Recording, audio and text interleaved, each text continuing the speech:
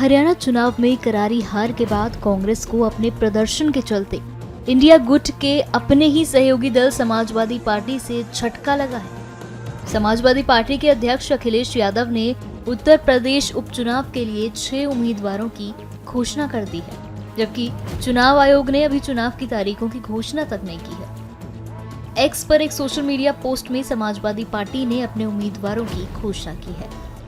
ये अचानक घोषणा ऐसे समय में की गई है जब कांग्रेस और सपा के बीच उपचुनावों के लिए सीट बंटवारे को लेकर भी मतभेद की खबरें चल रही हैं। खबरों के मुताबिक कांग्रेस और सपा के बीच सहमति बनने में दिक्कत आ रही है। हरियाणा में कांग्रेस की करारी हार के बाद उत्तर प्रदेश में 10 विधानसभा क्षेत्रों में होने वाले उपचुनाव इंडिया गठबंधन की एकता के लिए एक महत्वपूर्ण परीक्षा होगी। कांग्रेस पार्टी का और कांग्रेस नेतृत्व का बहुत स्पष्ट इसमें मत है कि उत्तर प्रदेश के 10 उपचुनावों में इंडिया गठबंधन के 10 सीटें लड़ेंगे और मिलकर आपसी समन्वय से इन 10 सीटों पर हम विजय हासिल करेंगे। ये हमारा लक्ष्य है। जिस तरह से 6 सीटों का ऐलान हो गया, कहा जा रहा है कि कोई आप लोगों से बातचीत में नहीं, कोई कॉन्फिडेंस में नहीं लिया गया। सच बात है, इसके बारे में जानकारी नहीं है। इंडिया गठबंधन के कोऑर्डिनेशन कमेटी से अभी कोई चर्चा नहीं हुई है और अगर कोई होगी तो उसकी जानकारी मुझे नहीं है।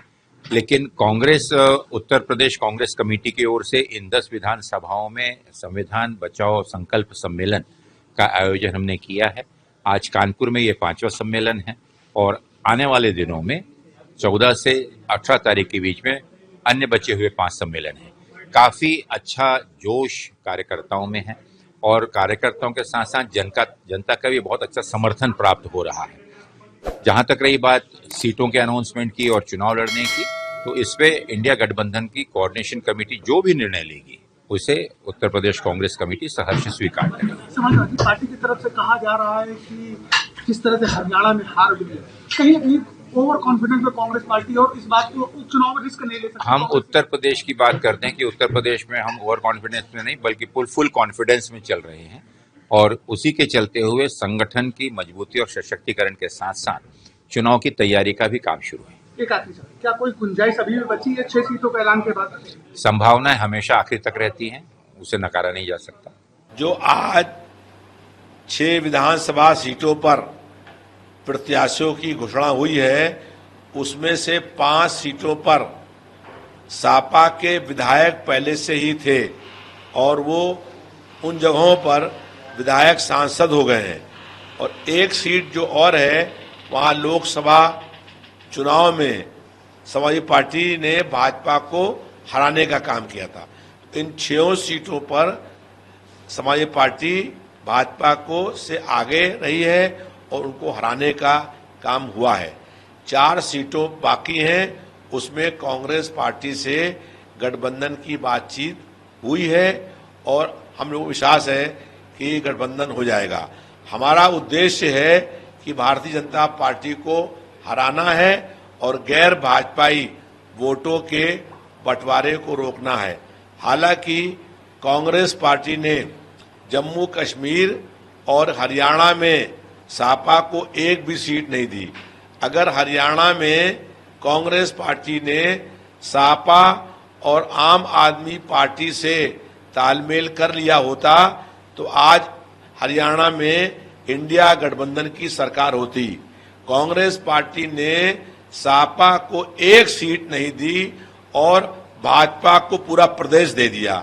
हम लोग ये चाहते हैं कि उत्तर प्रदेश में 10 विधानसभा सीटों पर भाजपा को हराया जाए और इसके लिए 6 विधानसभाओं में तैयारी के लिए जहां पर सपा चुनाव जीतेगी और जीती थी वहां पर प्रत्याशियों की घोषणा कर दी गई है और 4 विधानसभाओं में बात चल रही है और हमें विश्वास है कि कांग्रेस से गठबंधन हो जाएगा। पर कांग्रेस तो लगातार पार्टी की तरफ से कोई रिस्पांस नहीं आया। देखिए, अगर कोई ऐसा प्रस्ताव भेजेगा जिसका कोई औचित्य नहीं है तो उस पर विचार नहीं होगा। जब 5 सीटें पर विधायक समाजवादी पार्टी के थे तो 5 विधायक सपा के थे ही और बाकी जो 5 सीटें थीं उसमें सपा और कांग्रेस के बीच में तालमेल होना था। अब अगर 5 पर कांग्रेस मांगेगी तो फिर तालमेल कैसे हो सकता है? तो जो 6 सीटें घोषित कर दी हैं, 4 बाकी हैं और समाजवादी पार्टी के राष्ट्रीय अध्यक्ष माननीय अखिलेश यादव जी से कांग्रेस के नेताओं की और राहुल गांधी जी की वार्ता होगी और विश्वास है कि तालमेल हो जाएगा और 10 सीटों पर हम लोग भाजपा को हराएंगे। हालांकि इन 10 सीटों से जीतने और हारने से कोई सरकार न बनेगी न कोई सरकार हटेगी, लेकिन भाजपा की जालिम सरकार पर जनता का अंकुश कायम हो जाएगा।